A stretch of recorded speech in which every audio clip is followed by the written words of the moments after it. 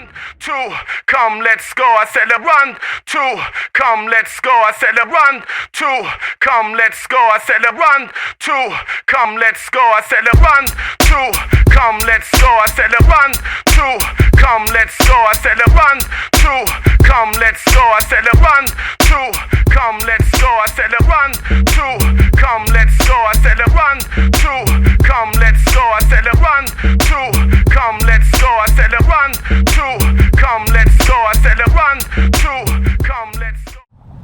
So your childhood, your adulthood, your older adulthood has all been in Cincinnati, that you was living your life. So now giving back, tell us how you're personally helping the youth.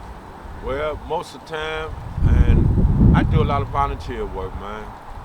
You know, me and Mallet, Bojack, my brother Tony and them, we would just walk around the neighborhoods, man, just start playing basketball at the playground and start drawing people in and just run leagues and stuff. I'm talking about leagues for people in the hood. I ain't talking about people that in college. We trying to help them out. We trying to make things better for them, because I can always look and say that I could be in that position, you know. And so I always try to reach back and help someone because someone helped me, you know. And then a lot of things, I didn't have a father growing up. So I know a lot of times these guys, they don't have fathers. They just want to have a listening ear. And, you know, sports for some reason can help and bring people together. You know, work with troubled youth, work with Back on the Block. You know, it's just something I enjoy doing. You know, I do a lot of volunteer. I did tournaments and places where the dope boys ran the park. But when I ran my league, one thing they didn't do, they didn't sell dope while my league was going on. So to me, there was a lot of respect, considering me not being from down there. Is there anything else you want to say at all to the people? Say anything you want to say to these people, because people are going to see this that don't even know you, right, but could use what you could tell them, because they might be the bully, they might be the beast in their neighborhood, or they might be somebody on the other end getting bullied or getting beat up. What could you tell each individual? Like, what could you tell a beast, and what could you tell the prey, basically? Well, all I can do is say this, man. No matter how good you at, and no matter what you do, good or bad, fighting, to playing sports, to robbing, whatever, it comes a time in your life that you have to learn what's best for you. Even if I did things, I would tell that person next to me, don't be like me. Don't do that, man. You know, I ain't trying to lead you down the wrong path. So really, man, it's about making your own choice and just hope that people, really all I can do is pass the message on. That's all I really can do. And hope that they can accept it like I accept it, even though I still struggle with these things. But the main thing is always keep God in your life, because he'll never forsake you. Even during your bad times and things that you do, you know that he's watching. He'll still let you know that he still cares about you, but it's still up to you to make the right choices. You know, I still deal with my demons. I'm not perfect, but one thing I try to do is try to be honest with myself and look myself in the mirror and try to examine who I am.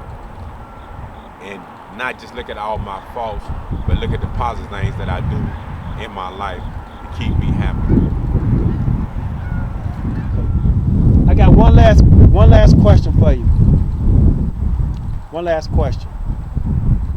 Can you tell me who Jerry Dubose is?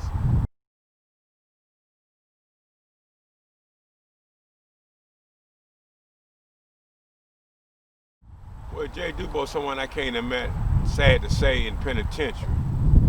And I didn't know Jerry, but I know that Jerry was doing a lot of training people in boxing.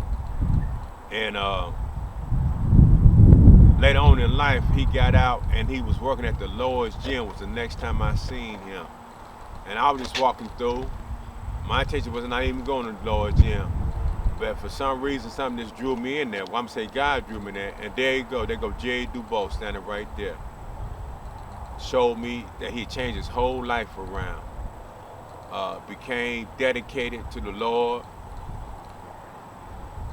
You know, Jerry was he was older than me, so he was out there doing his thing. But he told me this, and it's crazy that he told me this. He said God saved him while he was doing crack. So that gave me opportunity to realize that if God don't hold nothing against you, he just wants you to change in your life, and that he will present himself. And Jerry Dubois was just inspiration to me. Because one thing I can say about Jerry Dubois, I could go in that Lord's gym, because that's what I was looking for, spiritual uplift and guidance. Not just to come in there and lift weights, because I would never go in there and lift weights. I would come in there just to hear his Bible studies and everything. And Jerry made sure that was going to happen. We weren't going to come in there and just lift weights and then you're just going to run around and play in there. You know, he made sure that he passed the word, even during his sickness, when he was dying and had cancer, and he knew he was going to pass away. Jerry never changed his demeanor, his attitude, and his fun-loving spirit. And that even helped me a lot, because that's how I want to go out. That's how I want to be able to continue to live my life and continue to accept what God put in front of me, because God does not make no mistake. And that's what Jerry Dubois means to me. Now, was he a beast in the street? From what I understand, he was. You know, like I said, he was a little older than me, but I heard stories about Jerry Dubois, you know, and so I really can't speak on that to the fullness. But from what I heard, everybody gave me his props. Well, I want to let you know I appreciate you for coming. Thank you, brother. Yeah, I appreciate your time, and hopefully we can have you on again. He only began to give you a little bit. Like, you, out of this much, you probably got this much. He got a lot of stories, so. But I also want to say this in reference to you.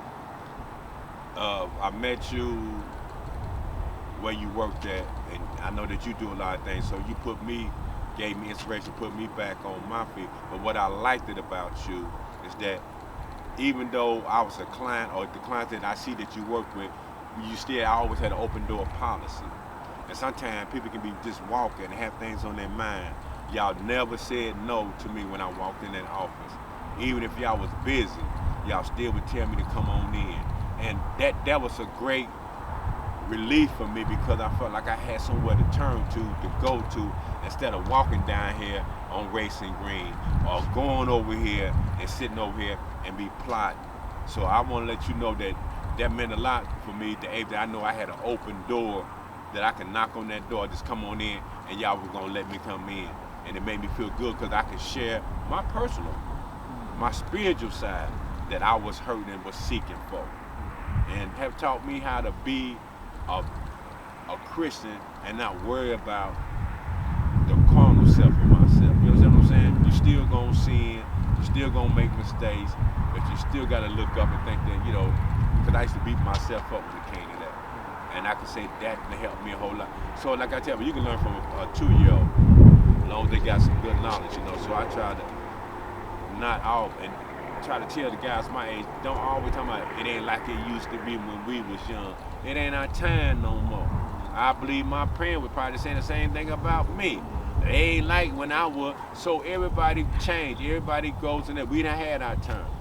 So what I try to do is learn and understand the young people generation and they slang, because if you don't, you're going to get swallowed up in this world. I appreciate it. Thank you, bro. Mike Brown, the legend.